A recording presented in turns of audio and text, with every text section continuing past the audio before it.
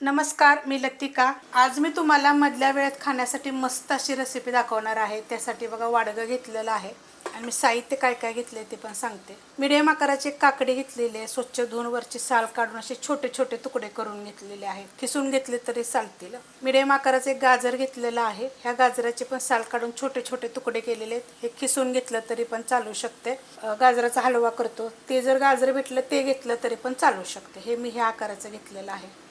एक छोट्या आकाराचा कांदा घेतला, कांदा जास्त घालायचा नाही, छोटाच घालायचा। छोट्या आकाराचा कांद्याचे बी थोडे छोटे छोटे तुकडे केलेले आहेत। तिखटवाली मिरची घेतलेली आहे, उभी कापून तिला अशी बारीक कापून घेतलेली आहे। ह्याच्यामध्ये एक मका घेतलेली आहे, फ्रेश मका आहे आणि मका सोलून बघा शिजवून घेतलेली आहे। ह्याच्यामध्ये शिजवताना थोडंसं मीठ टाकलेलं आहे आणि शिजवून घ्यायचे म्हणजे छान लागते खायला। हे शेंगदाणे जे आपले असतात ना ते भाजून मी पूर्ण साल काढून असे छोटे छोटे तुकडे करून घेतलेले आहेत। तुमच्याकडे खरदाणे असले तर खरदाणे घातले तरी पण चालू शकतात, फुटाणे जरी घातले तरी पण चालू शकतात। फुटाण्याचे काय करायचे, वरची थोडी थोडी साल निघेल तेवढी काढायची।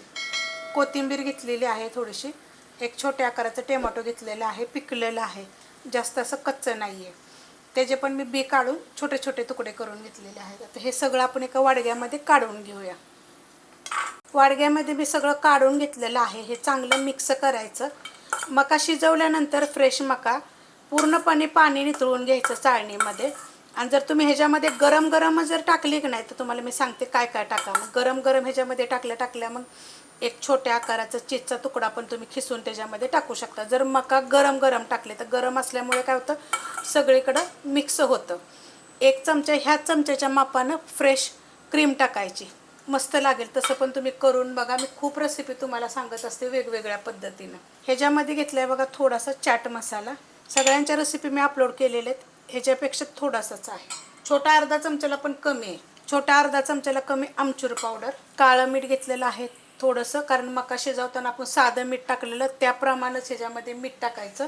साधं मीठ थोडंसं, काळं मीठ थोडं, साधं मीठ थोडंसं। मिरची पावडर घेतलेली आहे छोटा अर्धा चमचा। आपण हिरवी मिरची तिखटवाली टाकली, पोपटी कलरची टाकली तर ही मिरची कमी टाका, किंवा तुमच्याकडे जर चिली फ्लेक्स असेल ना जरी ती टाकलं तरी चालेल। हे थोडंसं पहिलं मिक्स करून घेते, मस्त असं बघा मिक्स करून घेतलेलं आहे।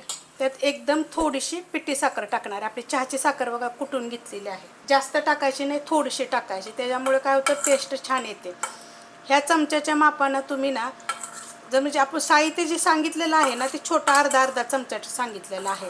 मस्त असं टोमॅटो केचप बी टाकू शकता बरं का, चमच्याच्या मापानं अर्धा चमचा। एकदम थोडंसं मी ह्याच्यामध्ये लिंबाचा रस पिळणार आहे, मिक्स करून घे। त्याच्यामध्ये तुमच्याकडे जर कोणती शेव असली तर ते शेव जरी टाकली तरी चालेल। जेवताना जरी बनवून घेतलं खायला चालते, किंवा दुपारच्या वेळेस जरी मुलांना दिलं तरी पण चालते। तुम्ही असं कधी बनवता का? मी खूप रेसिपी वेगवेगळ्या पद्धतीनं तुम्हाला मी दाखवत असते। ही रेसिपी पण एकदा मी सांगितलेल्या पद्धतीनं करून बघा, आणि बदल करून बी सांगितलेलं त्या पद्धतीनं पण तुम्ही करून बघा। रेसिपी आवडली तर लाईक करा, सबस्क्राईब करा, कमेंट करा आणि शेअर बी करा।